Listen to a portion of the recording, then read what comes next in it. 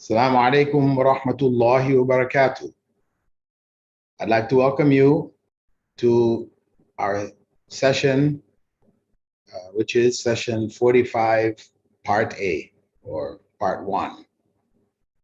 And as usual, we will take our comments and greetings from our students, visitors, followers, etc. First in line is Sister Rashida Abdul Rashid. Wa alaikum salam wa rahmatullahi wa barakatuh. And salams to all the brothers and sisters. This is Sister Abdul Rashid, or Sister Rashid Abdul Rashid. Rashida Abdul Rashid is from Virginia, USA. From Sister Nadira Tajuddin, wa alaikum salam wa rahmatullahi wa barakatuh. And we all thank Allah for this blessed day from Melbourne, Australia. From Zabiba Hartmann, from Groningen, Germany, wa alaikum salam. Naziruddin from Melbourne, Australia, wa alaikum salam. And may Allah bless our classes, our sessions, with His guidance, His grace, and His mercy. Faisal Ali from Indian occupied Kashmir, wa alaikum salam wa rahmah. Hamid Abdul Sattar from Cleveland, Ohio, wa alaikum salam. Easy and Natural, wa alaikum salam from the UK. Buhari Abu Bakr from Germany, wa alaikum salam. Say What, alaikum salam. Muna Nana from Pakistan, wa alaikum salam. Muhammad al-Butahir, wa alaikum salam from Belgium. And Aisha Qureshi from Norway, Oslo. Irfan Khan, wa alaikum salam from India. Andhra Pradesh. And Say What, his name is actually Hazik from Sweden, wa alaikum salam. Zahida Shah from Indian occupied Kashmir. I think that's a repeat. So inshallah, we'll start now, shifting over to our session. Assalamu alaikum wa rahmatullahi wa barakatuh. Alhamdulillahi Rabbil Alameen. والصلاة والسلام على رسوله الكريم وعلى آله وأصحابه ومن استنى بسنته إلى يوم الدين. All praise is due to Allah, and may Allah's peace and blessings be on the last Prophet Muhammad sallallahu alaihi wasallam, and on all those who follow the path of righteousness until the last day. This is session 45, part 1. In which we're looking at two names, al-Waliy, which is name number 44, and al-Mawlaa, which is name number 65. Al-Waliy, which is name number 64, and al-Mawlaa, which is name number 65. With regards to the Quranic location, the divine name al-Waliy is mentioned in 5 places in the Quran. Among them, Allahu waliyul ladina amanu yukhrijuhum min al-dhulumati ila an-nur, Surah Al-Baqarah, verse 257. And al-Mawlaa is mentioned some 12 times in the Quran.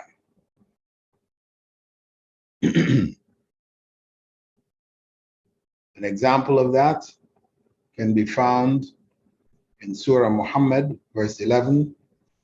ذلك بأن الله مولى الذين آمنوا وأن الكافرين لا مولى لهم. In terms of the meaning, linguistically, wali comes from the triliteral root waw, lam, ya. And waliyun is the verbal noun, or wilaya. It has two main meanings, the first of which is to be close or to be near. The second meaning is to be an ally or to be a friend. It also means an in-law, a guardian, or a governor.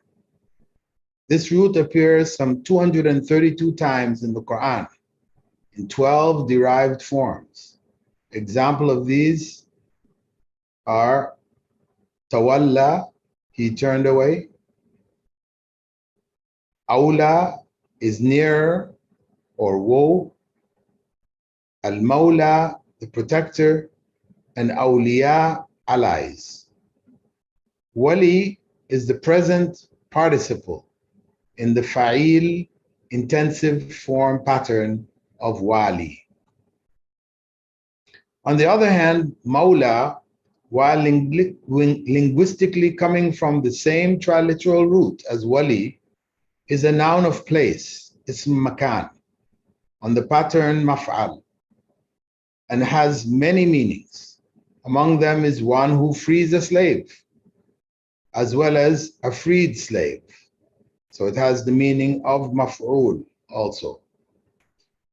One's father's brother, son. One's father's brother's son, known more commonly as the cousin. One's sister's son, the nephew. A helper or supporter. A neighbor, a friend. A follower, a partner, an ally, and someone who loves you dearly. Relative to Allah, being al-Wali of the believers means that He is their supporter and helper, who will give them victory over their enemies. He is sufficient for them as a friend and supporter whenever they need one.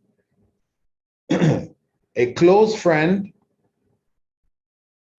He hears their supplications as well as their words of remembrance. He is close to them, and they are proud of His support and call on Him for victory in their battles. As for Allah being the Wali and the Mawla of both believers and disbelievers, as in the following verse, ثُمَّ رُدُّوا إِلَى اللَّهِ مَوْلَاهُمُ الْحَقِّ أَلَا لَهُ الْحُكْمُ وَهُوَ أَسْرَعُ الْحَاسِبِينَ. Then they will be returned to Allah, their true master, that's Mawla, to whom belongs the judgment, and He is swiftest of those who take account. Surah Al-An'am, verse 62. That is, the angels of death will snatch their souls and bring them to Allah, their true master, who alone holds the right to be the ultimate judge of His creation. Mawla here means that He is their master, their owner, their creator, and their God, not their close friend and supporter, as it does when used in the context of the believers. Allah loves His friends, the awliya, from among the prophets, the pious, the martyrs, and the righteous. لهم دار السلام عند ربهم وهو وليهم بما كانوا يعملون. They will have an abode of peace with their Lord, as He is their close friend, due to the good they used to do. Surah Al-An'am, verse 127. Allah is the Wali, their close friend, because of the righteous deeds they did, which brought them close to Him. As a note, both the divine names, Wali and Mawlaa, may be used to refer to human beings as Allah has used them in that way. ادفع بالتي هي أحسن فإذا الذي بينك وبينه عداوة كأنه ولي حميم. Repel with what is better, and the one with whom you had enmity will be like a warm, close friend. Surah Fussilat, verse 34. Moving on to the application of the names according to the principles, the 4 principles outlined by Ibn Battal. Number 1, to adopt where applicable. These 2 divine names can easily be applied to human beings within the scope of human limitations. Both divine names, al-Waliy and al-Mawlaa, may be adopted and applied in 2 basic ways. The first is to be a friend and supporter to our fellow Muslims, wherever they may be. And the second is to strive to become a close friend of Allah, to seek Allah's friendship. In terms of being a friend to the believers, the concept of Islamic brotherhood and sisterhood is primary in Islam. The Quran clearly stated that the foundation for friendship amongst Muslims is that of faith. So rather than being merely friends, Allah officially turned all of the believers into one big spiritual family of brothers and sisters. إِنَّمَا الْمُؤْمِنُونَ إِخْوَةٌ.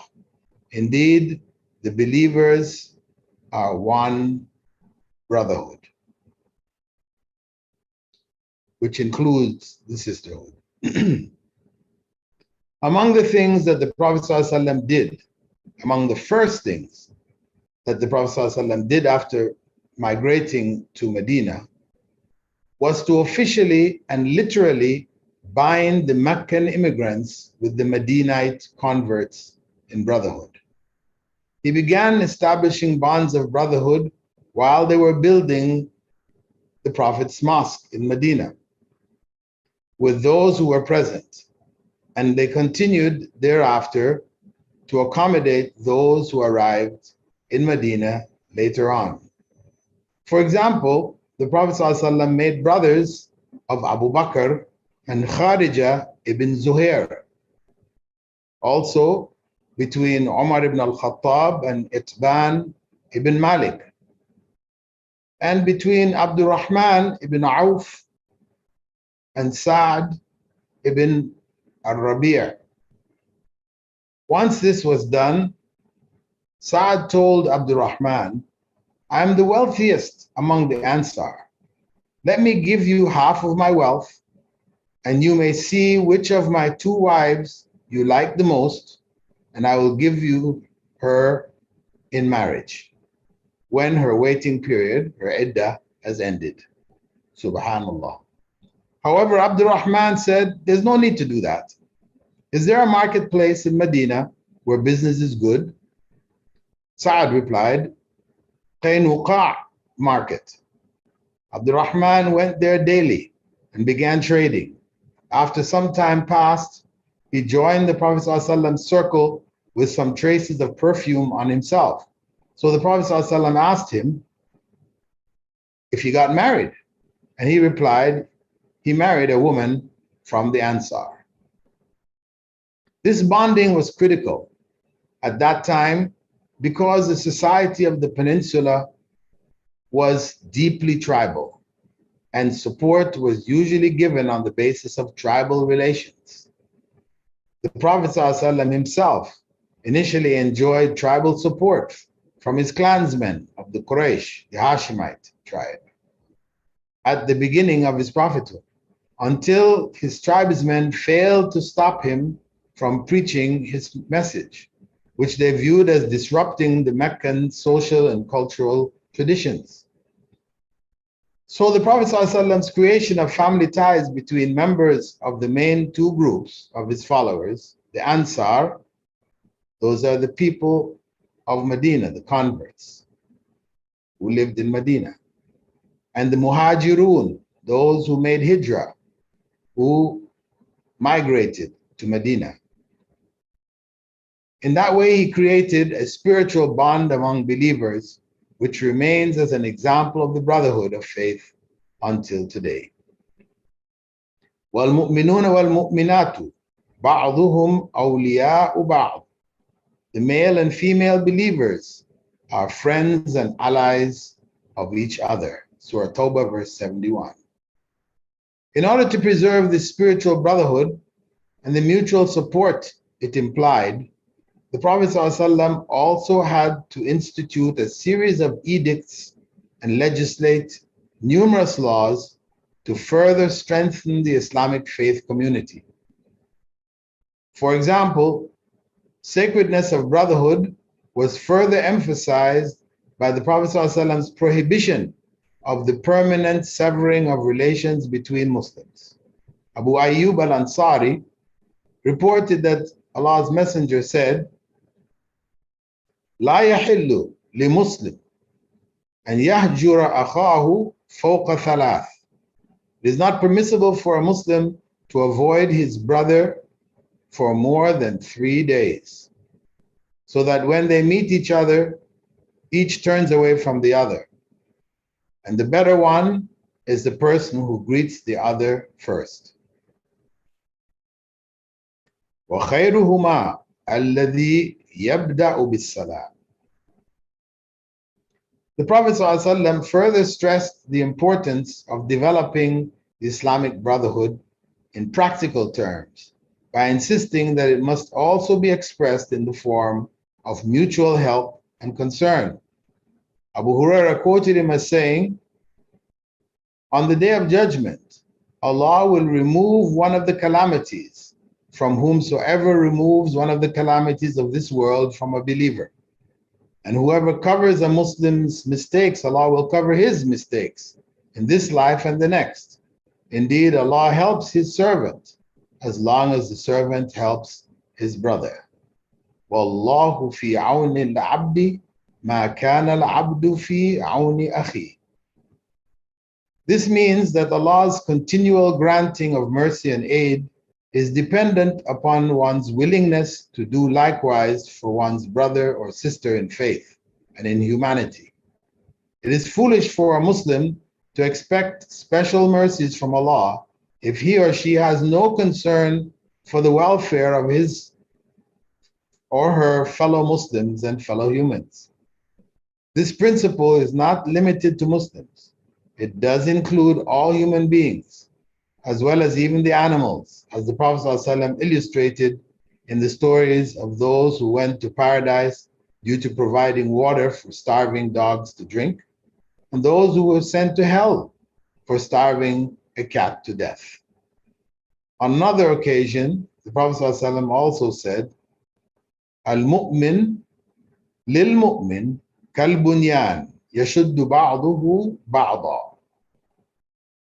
The believers are like one structure, each part supporting the others.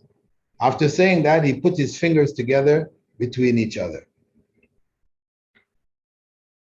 In fact, even a Muslim's faith in God is in question if he or she does not strive to help their unfortunate brother or sister. The Prophet ﷺ restated the golden rule of doing unto others as you would have them do unto you, in terms of faith and brotherhood, as follows: لا يؤمن أحدكم حتى يحب لأخيه ما يحب لنفسه. None of you has truly believed until he loves for his brother what he loves for himself. With such a background, being a wali, helping friend to fellow Muslims and to people in general, is quite obviously a high level of moral character, which all Muslims should strive for. Giving in charity. All of the many prophetic instructions which enjoin charity come under the heading of the wali's help and support for others. Being charitable is the most essential moral characteristic of the wali. without which he or she ends up giving support for show, popularity, praise, and all other wrong reasons. The Prophet ﷺ quoted Allah as saying, "Anfiq yabna Adam, unfiq alaykum." Spend in charity, O son of Adam, and I will spend on you. We should believe that it is the right of the needy, haqqun lis-sa'ili wal-mahrum, that we are fulfilling and not a favor we are doing. It is their right, haqq. Allah calls it haqq, as Allah has already entitled it that way regarding zakah, and sadaqah is only the voluntary version of the same thing. Being a friend of Allah. The second way to apply Allah's divine names, al-Waliy and al-Mawlaa, which fundamentally addresses Allah's helpful friendship relationship with His creatures, is by striving to be a beloved friend of Allah. We can't be a helping friend to Allah as He has no needs. He is as-Samad, the self-sufficient, the absolute one on whom all of creation depends. On the other hand, it is we, His creatures, that have unfulfilled needs. Consequently, it is we who need His help, His support, and His success, and not vice versa. Therefore, we need Allah to be a helping friend to us, and not vice versa. Al-Waliy has designated among humankind certain types of individuals whom He considers especially close to Himself due to their having fulfilled the conditions which He set for His walis. Allah's precise description of His wali can be found in 2 chapters of the Quran. The first condition is taqwa, God consciousness, or fear of Allah's displeasure, or mindfulness of Allah. In awliya'uhu illa al-muttaqun, walakinna aktharahum la ya'lamun. Indeed, His friends are those who fear God. They're mindful of God. But most don't realize that. The second condition is belief and no overwhelming fear or sadness. Ala inna awliya Allahi la khawfun alayhim wa la hum yahzanun alladhina amanu wa kanu yattaqun. Behold, certainly no grief or fear will overcome the friends of Allah, those who believe and fear God. Surah Yunus, verse 62-63. Allah expounds for us here that the true criterion of wilaya, that's divine friendship, is iman, faith, which frees us from an overwhelming fear of this world, and taqwa, mindfulness of God, a strong consciousness of Allah which motivates us to strive to obey and worship Him in everything that we do. And these 2 qualities are shared by all the true believers. Of course, there are different levels of Allah's friends. The prophets are at the top, followed by the exceedingly pious, the Siddiqun, followed by the martyrs, and followed by the righteous. Friendship with Allah based on the fara'id. The close friends of Allah are well aware that Allah is al-alim, al-alim, al-allam. So nothing escapes His knowledge. Therefore, they regularly try to feel His presence. They carefully perform all of their fard, religious duties, and piously try to make up for any of the inevitable deficiencies in the fard by doing a host of voluntary devotional acts. These voluntary acts help to protect the obligatory duties. For example, during times of weakness or spiritual lows, one may become lax in fulfilling one's religious duties. However, those who have voluntary practice, what we call the sunnah prayers, for example, or sunnah fast, whatever, would likely neglect only some of their voluntary practices while keeping their obligatory duties intact. If they didn't have a protective shield of voluntary acts and they fell into a period of laziness, some of their obligatory duties are likely to be discarded or neglected. The more we strengthen our obligatory practices by performing voluntary acts, the more our lives will conform to the Sharia and the will of Almighty Allah. This spiritual principle was conveyed to us by the Prophet ﷺ in a hadith Qudsi in which he quoted Allah as saying, "Man aadali waliyan faqad adhantuhu bil harb. وما تقرب إلي عبدي بشيء أحب إلي مما افترضت عليه." I have declared war on whoever shows enmity to a friend of mine. The most beloved thing with which my slave may come close to me is that which I made obligatory on him. And my servant will continue to come closer to me by voluntary acts of worship until I love him. وما يزال عبدي يتقرب إلي بالنوافل حتى أحبه.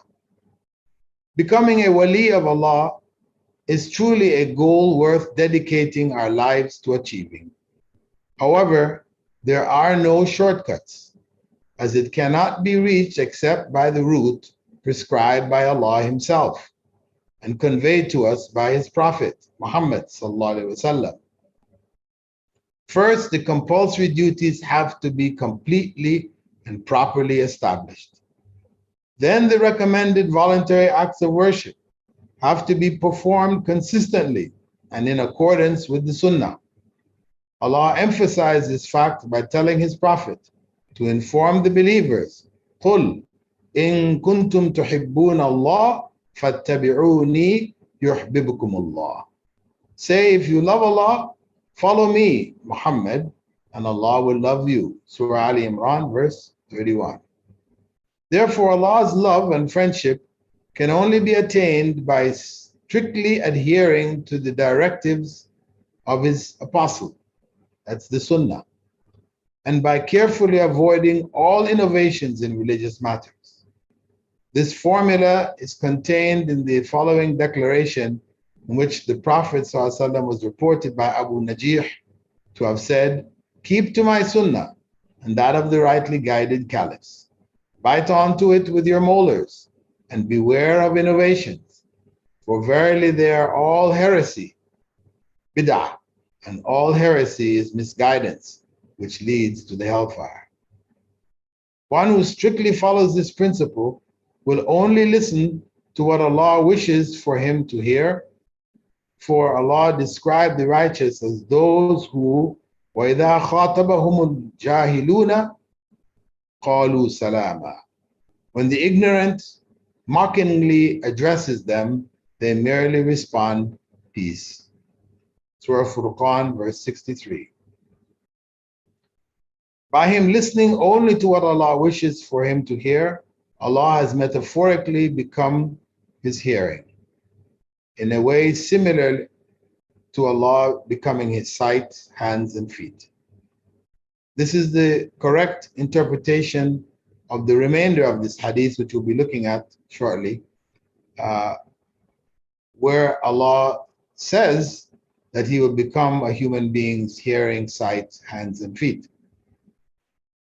The false saint, the fake wali. Most Muslims who believe in and follow Sufism, Muslim mysticism, have another view. For them, the main criterion to be a wali is for the individual to have performed miracles. Muslim mysticism arose around the 8th century when the borders of the Islamic Empire expanded out of Arabia into traditionally Christian neighboring regions of Jordan, Syria, Egypt, Libya, beyond, which had a long history of monasticism. The mysticism stemming back to ancient Greek philosophers like Plato. The goal of mysticism was to experience the union with God and the belief that man's main goal lies in seeking that union. In Christian tradition, those who achieved that union were dubbed saints, and miracles were attributed to them. Mystic thought was taught in the major centers of Christian monasticism in Syria and Egypt, as well as in the monasteries throughout the Roman Empire. Some Christians in Syria and Egypt who converted to Islam brought their mystic thought with them, while others shared their thoughts and practices in discussions and debates with contemporary Muslim thinkers and philosophers, some of whom became attracted to that spiritual path. Arabic Islamic terminology was used to absorb Greco-Christian mystic thought into Muslim circles, and a system parallel to the Sharia, which they named the Tariqah, evolved. Those following it came to be known as Sufis because of their preference for wearing raw wool garments, as the Christian monks did. Suf, the word for wool is suf. So Christian monks used to wear this raw wool garments, which would naturally be very itchy. It would be scratching you. It would not be soft at all. It would be itching, scratching, etc. And you had to overcome it, by concentration on God. You forget the world, etc. So this was a common dress. And then Muslims who came in through this path now adopted this as Muslims. The Christian mystic union with God, the ultimate goal of the mystic movement, came to be known among Muslim mystics as fana, the dissolution of the ego, or wusul, the meeting and unification of the human soul with Allah in this life. Those who claim to have achieved the union among Muslims were called awliya, singular, wali, the saint.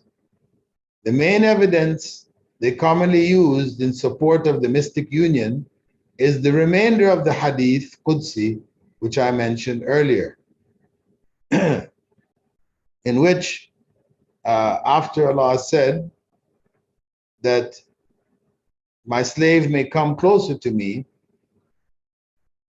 by what I have made obligatory on him, and he will continue to come closer to me by voluntary acts of worship until I love him. And then the hadith goes on to say, the hadith Qudsi, if I love him, I will be his hearing by which he hears, his sight by which he sees, his hand by which he grasps, and his foot by which he walks. And if he asks me anything, I will give it to him. And if he seeks refuge in me from anything, I will protect him. And I have not hesitated to do anything more than my hesitation to take the soul of the believer who dislikes death, and I dislike harming him.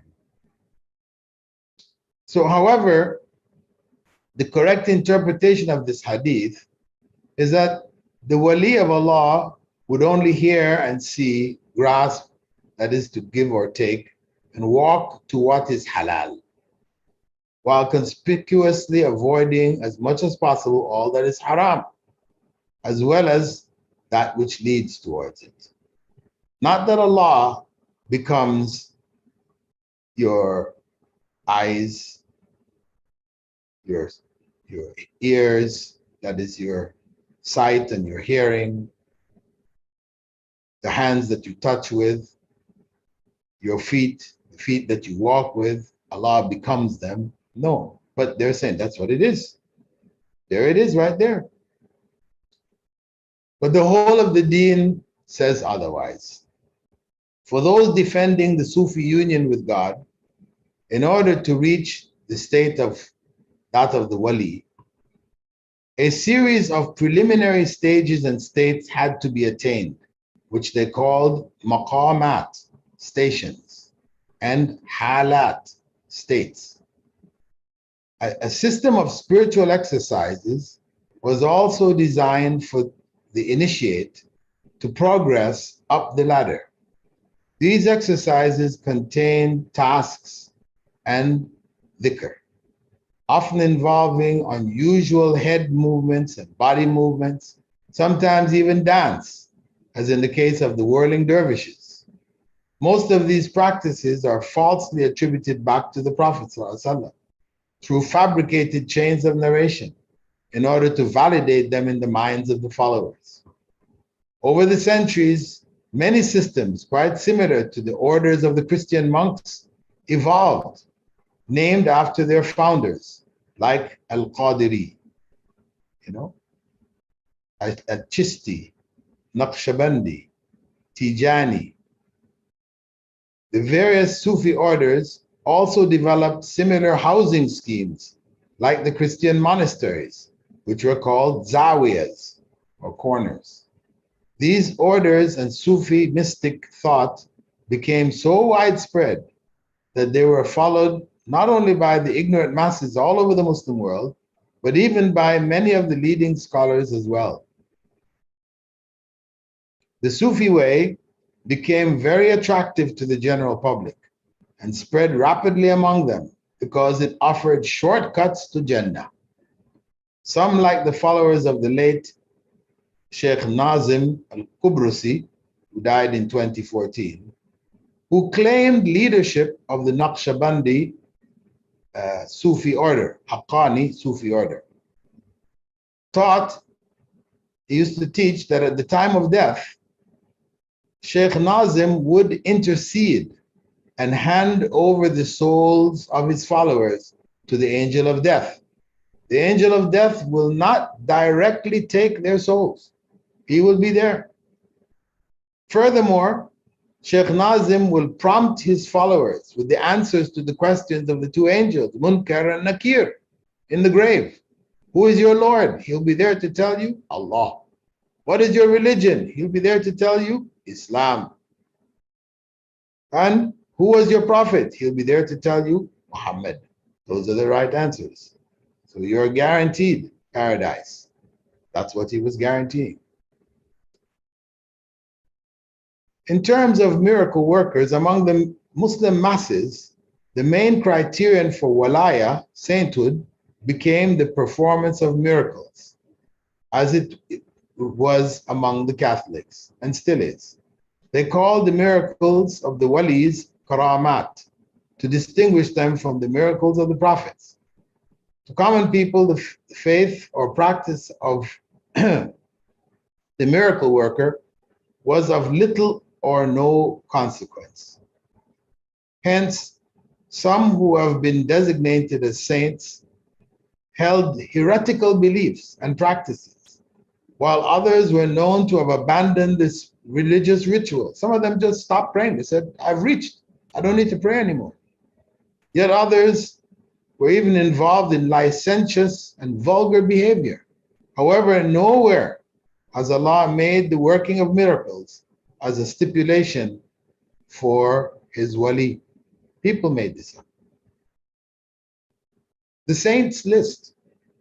In spite of the clear Islamic texts regarding Allah's walis, a hierarchy of so-called Muslim saints, similar to the list of the Roman Catholic saints for every occasion, has become a prominent feature in Sufi circles and among the masses who blindly follow them. They are called, the list, starting from the bottom. In general, they're all called Rijalul Ghayb. But in ascending order from the bottom, the lowest level of these Rijalul Ghayb, or men of the unseen world, there are 300 who are called the Akhyar, the chosen. Above them is 40 Abdal, the substitutes. Above them is 7 Abrar, the pious. Above them is 4 Autad, the pegs. Above them 3 Nuqaba, the watchmen. And above them the Qutub, the pole, the greatest saint of his time. And at the top of this whole system is the Ghawth, the source of succor.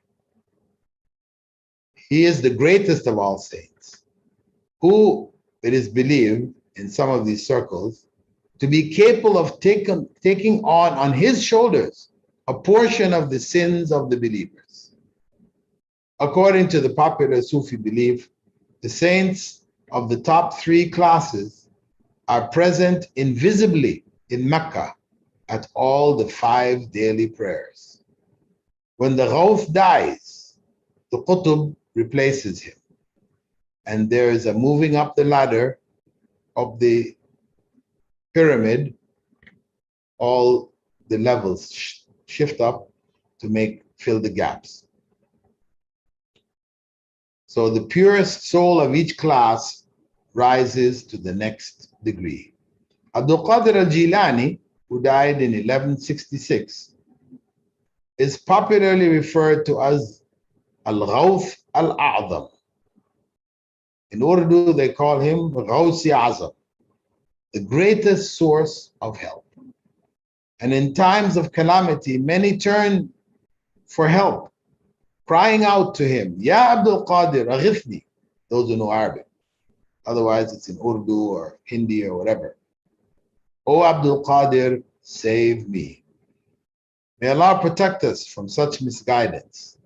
Inna lillahi wa inna ilayhi raji'un. To Allah we belong, and to Him we must return.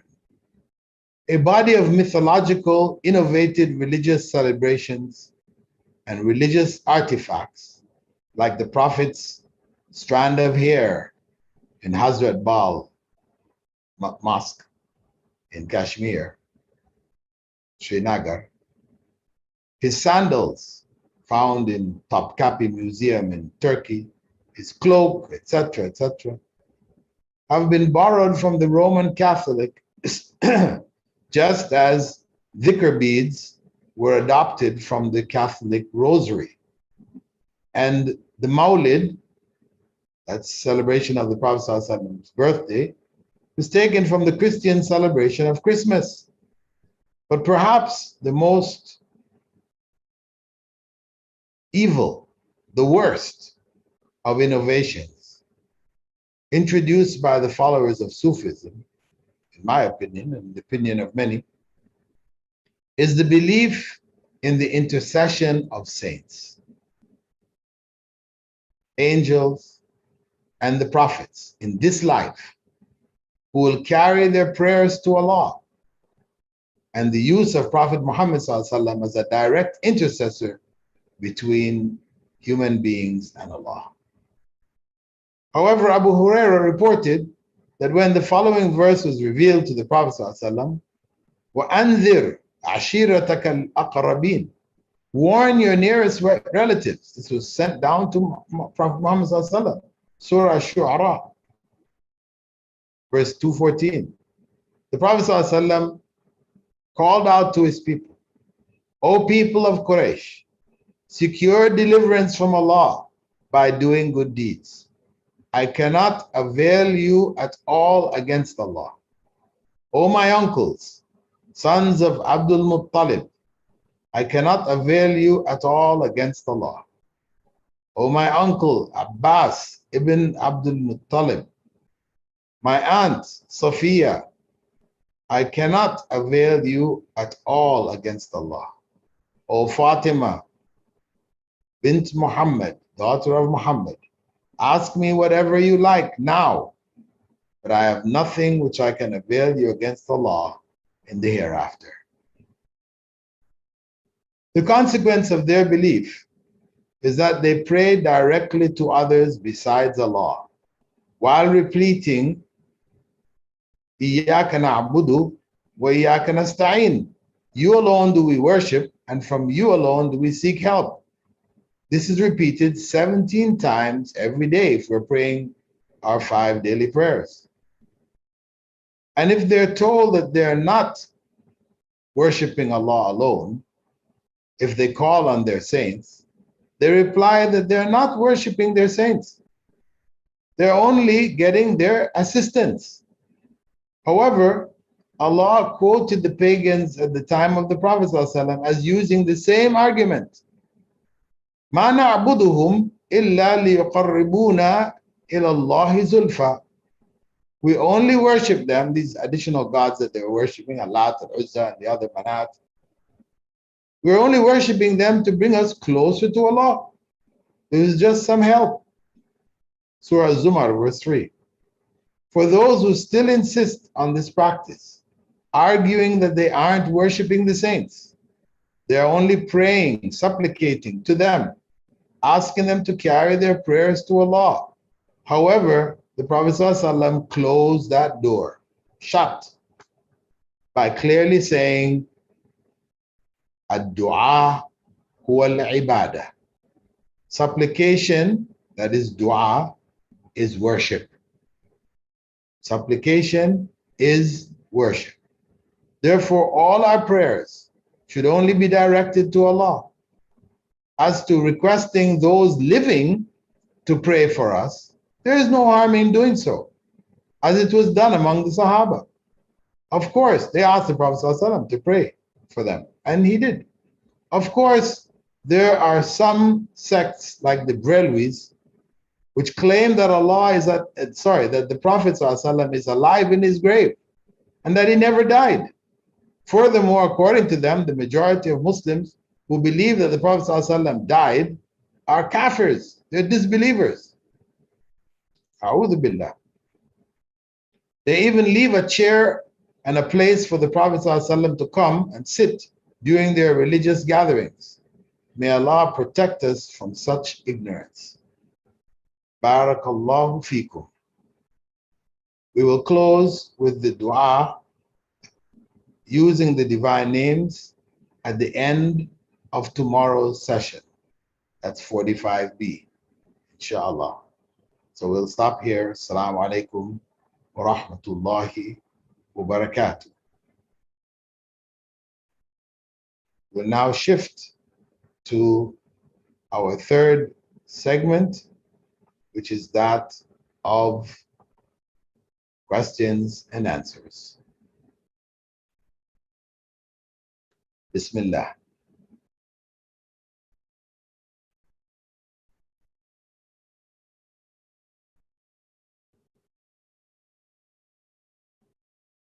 Faisal Ali asks, some non-Muslims challenged eating poison after eating dates of ajwa, which will not affect.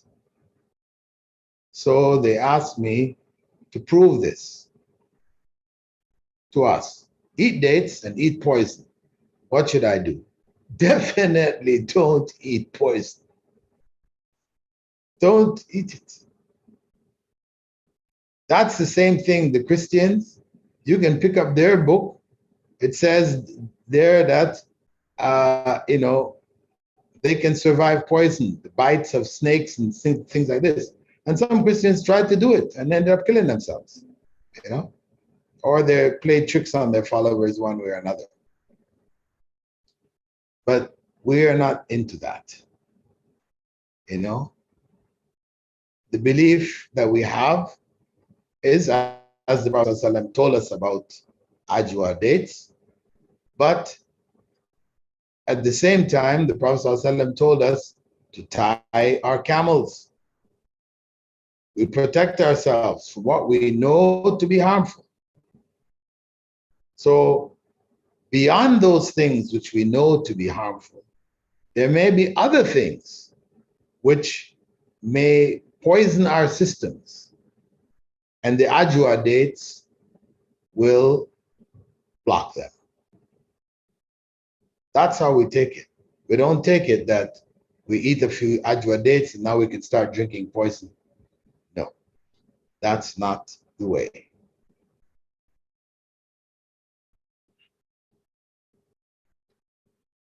Muhammad Hanif, or Abu Hanif, could you please tell me what all should I consider when it comes to selecting a friend? What all should I consider when?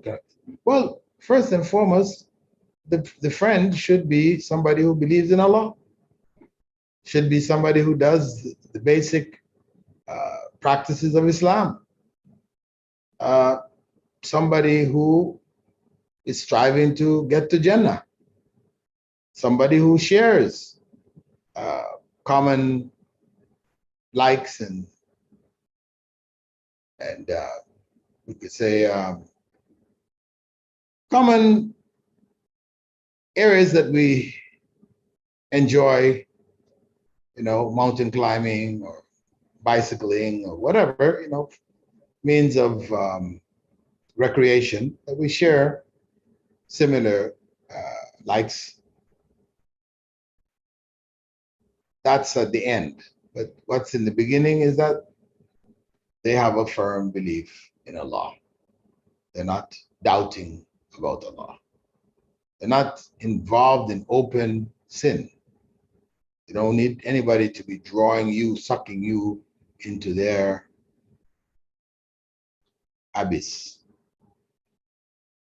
Inshallah.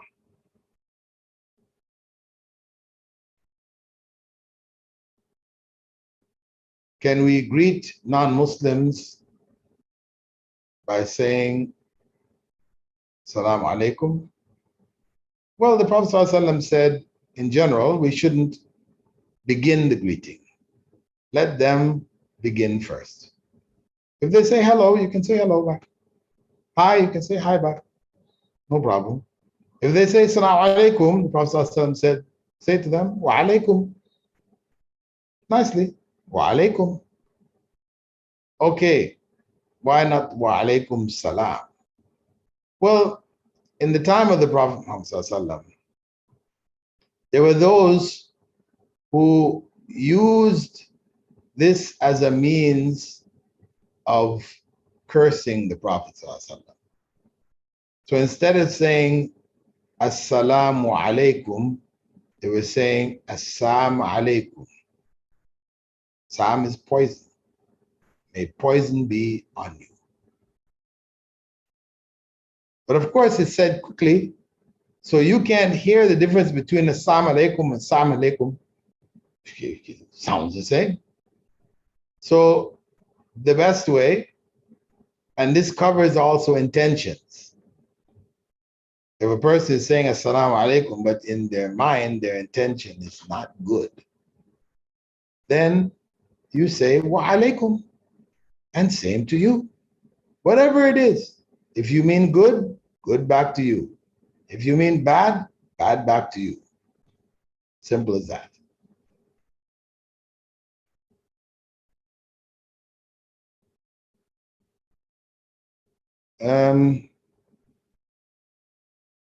Zahur Basha, is there any wisdom of using two names in this dua, or it's just random selection of names? Allahumma ati nafsi taqwaha wa zakki man anta khayru man zakaha anta waliyuha wa mawlaha. Is there any wisdom of using the two names in the dua? Uh, Allah has called himself Wali of the believers, and he's called himself Mawlaa for the believers. So, as we pointed out in the very beginning, there is a difference between Wali and Mawlaa, though they share the same origin. The Wali focuses more on the friend too, whereas the Mawlaa is more the master and protector. So this is just difference of where the emphasis lies. Kasumba Zubair, would you please explain to me the difference between awliya of Allah and awliya of shaitan?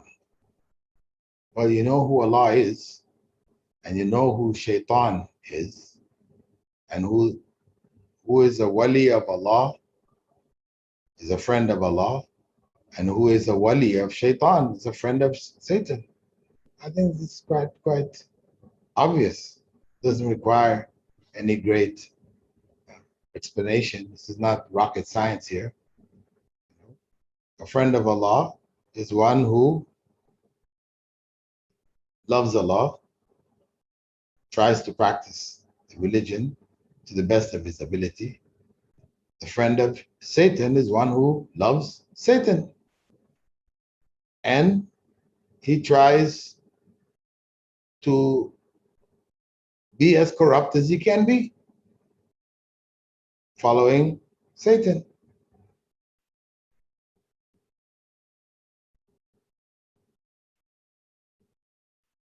Ahmed Ali is a person who listens to scandal the same as someone who backbites, and does he get the same punishment as the backbiter?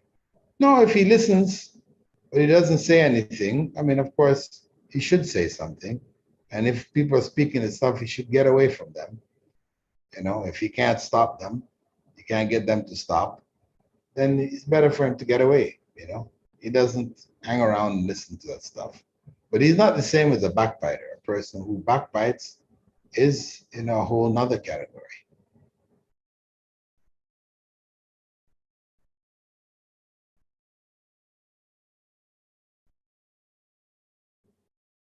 My question is, one's wife died between husband and the wife's family. Who has more rights as to where she should be buried? Well, once she is married, she has come under the guardianship of her husband. So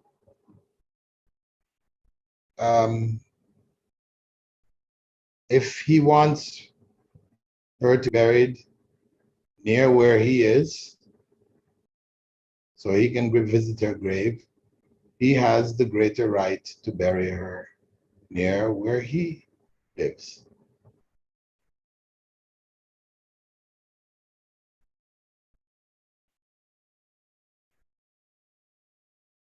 Question from Omar: can you suggest any books on Islamic theology?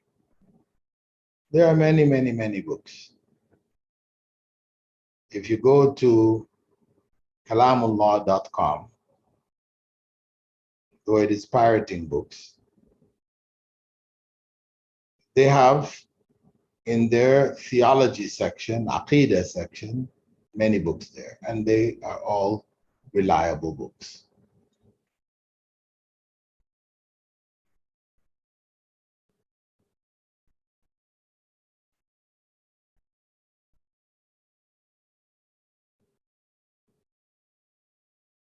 Question from Easy and Natural: it's a bit confusing when the Prophet ﷺ said to his family, I won't avail you on the day of judgment, but he will do shafa'ah.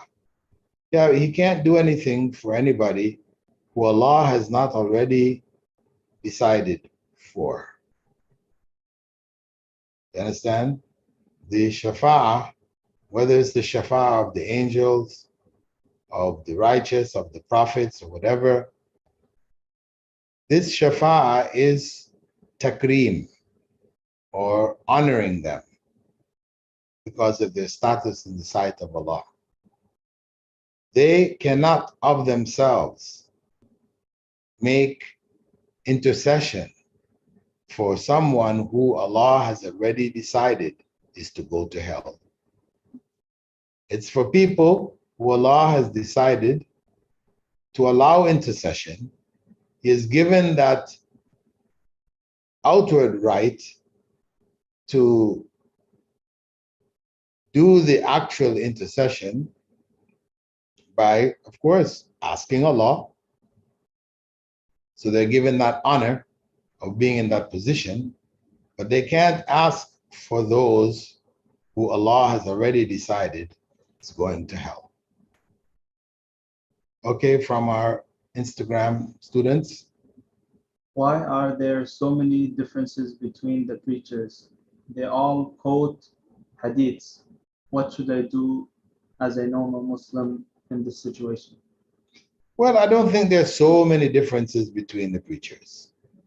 Where you're hearing the differences, the big differences, you must be listening to preachers who are deviant, who have deviated. So they're bringing all kinds of differences. Otherwise, those who are following Quran and Sunnah carefully, there's very, very few differences. And the areas which they differ, mostly there's leeway that you could either go with one opinion or the other. What is the punishment for bid'ah? Allah knows best.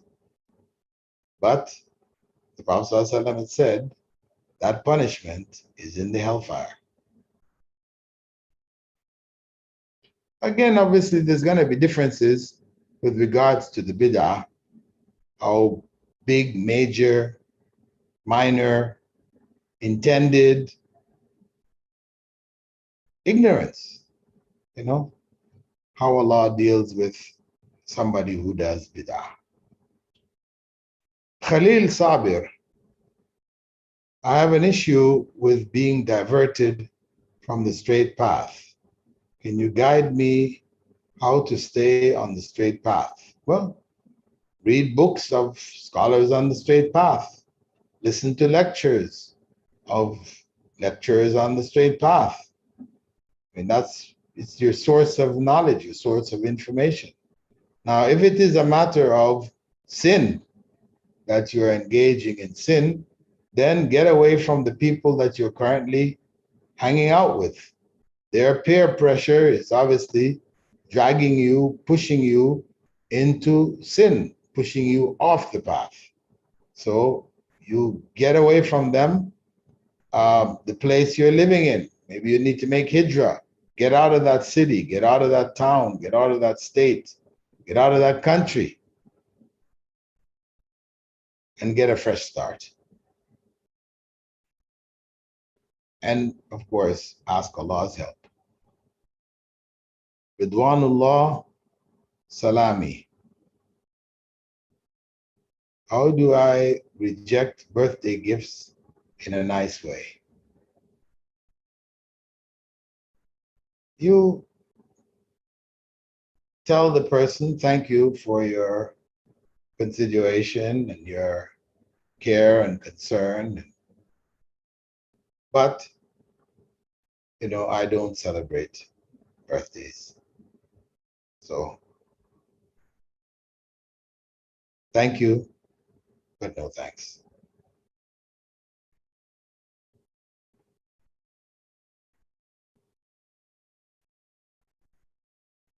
Nina Dobrev. Do Sunni scholars distinguish between Hassan and Hussein in terms of virtue and rank, or are they the same? As far as I know, Hassan was one of the righteous caliphs, fifth of the righteous caliphs. Hussein, he was one of the sons of Ali ibn Abi Talib, grandson of the Prophet ﷺ. And the Prophet ﷺ did say about Hassan and Hussein that they would be among the children of paradise. So, in that sense, there's no distinction between them in that sense, but they played different roles and are rewarded according to the good they did, and mistakes that they made will affect them in ways which are not going to put them in hell, because the Prophet ﷺ did confirm that they would be among the people of paradise. From Instagram, students. What dalil should we give to people not to celebrate birthdays?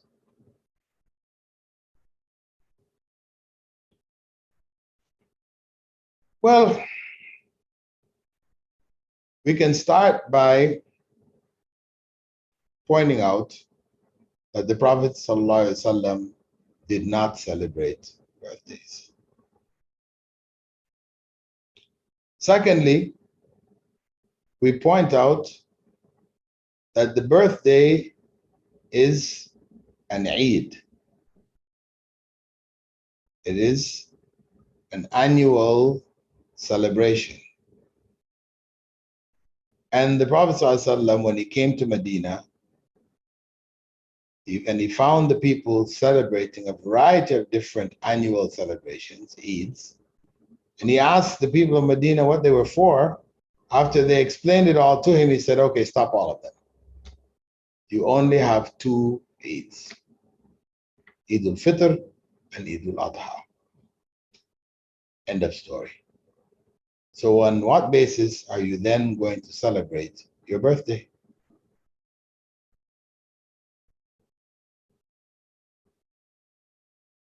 Ham Bosman. In our community, the custom is to give a meal after someone is deceased or after the iddah of the widow. If I don't go, they say I'm exaggerating and there's nothing wrong with it, and get upset if I don't have good feelings about it. Well, that's your challenge.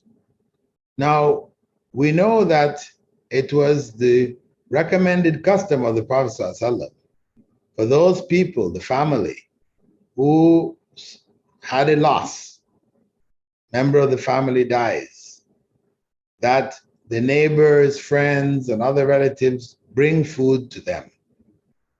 This was the sunnah. Not that the people who suffered the loss, they go now on top of the loss and the pain and everything else, they now have to go cooking up and preparing food for people who are coming to them. No, that was not the way. The idea was to make it easier for those people, give them a chance to grieve, and in peace, not now burdened with having to prepare food and drink and all those other kind of things for people. So after the iddah of a widow, there was nothing. That may be their own custom. Now, if people think that it is something expected in Islam, you should do it, then you have bid'ah. If people say it's just a nice thing to do, the woman finished her iddah, the widow, she's had a loss, we want to give her something, give her a meal after it's over. Technically speaking, that's okay. But that's if you look at it as you can come or not come, it's up to people. Once you start to make it now a requirement where people don't go, people look at them in a special way, a negative way, and all this other stuff, then we have entered into the realm of bid'ah, about which the Prophet ﷺ said, every bid'ah is misguidance. Okay, another question from the Instagrammers. Can we use soft music without lyrics or vocals for YouTube cooking channel? Can we use music without vocals or without lyrics? Without lyrics. You're using music. You see, the key is now, what is the music being made with? If it's made with forbidden instruments, however you use it, it's haram. End of story. Now, if you're using halal music being made with instruments or voice, which is halal, then the content. Now, if the content is haram, then the whole thing becomes haram now. So the content also has to be halal, the lyrics, which are sung, said, recited, chanted, whatever.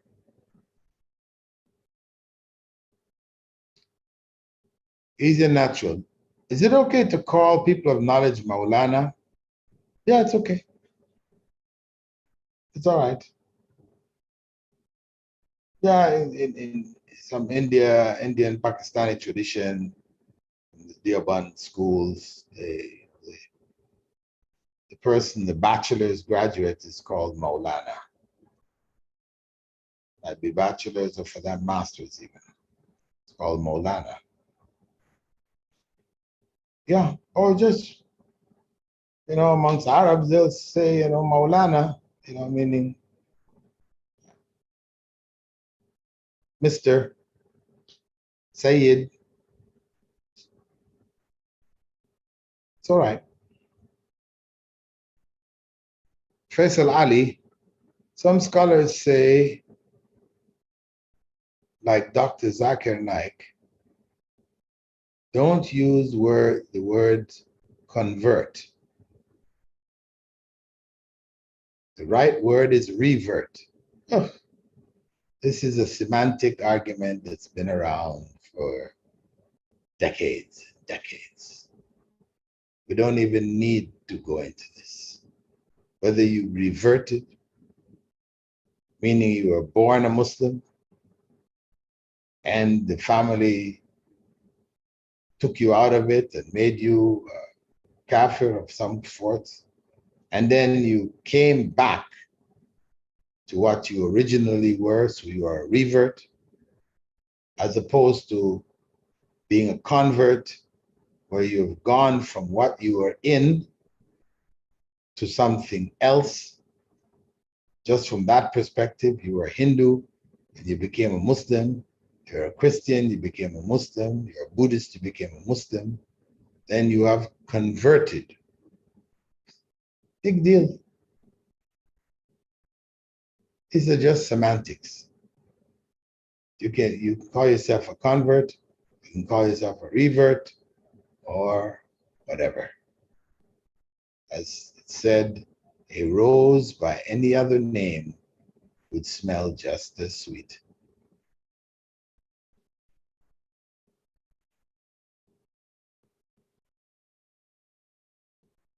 Anything from Instagram? No, Zahur Pasha. Wali condition in Quran is very strict. Then how come people keep labeling so many walis and going to the graves, seeking their help? Taqwa is in the heart, it's hidden. How can anyone know who is a wali? Yeah, well, people who are going to the graves, etc., they're just going with the flow. The whole society believes that this person is a wali. They have been raised going to the grave, so they all go. Lack of knowledge, not feeling there's any need to go and seek knowledge. It's not surprising that so many people feel that way.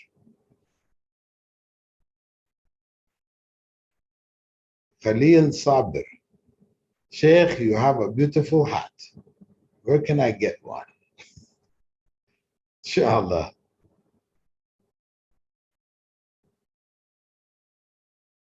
I think I got this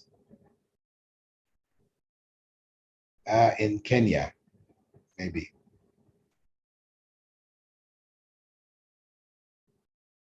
Inshallah. Or maybe it was Tanzania, but it's from that area.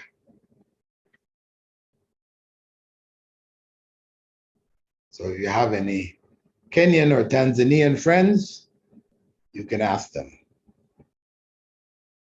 They don't typically wear it this way. Actually, it's longer than this. It's higher. I've just folded the edge under. Omar is asking, which Darul Uloom did you go to? I didn't go to Darul. I visited Darul Ulooms in India, in Dewsbury in the UK, in Karachi, Pakistan.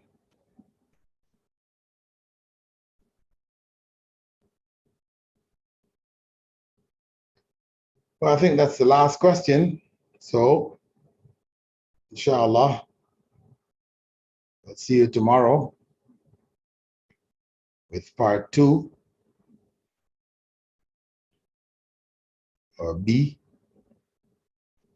Barakallahu fikum. Subhanakallahumma wa bihamdika. Nashhadu an la ilaha illa ant. Nastaghfiruka wa natubu ilayk. Assalamu alaikum wa rahmatullahi wa barakatuh.